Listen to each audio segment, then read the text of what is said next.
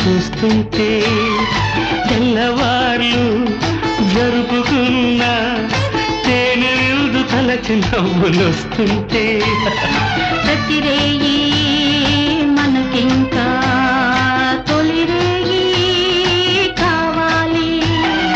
ముక్కు పుడక పెట్టుకో మా లక్ష్మిలా, సిగను పూలు పెట్టుకో శ్రీలక్ష్మిలా.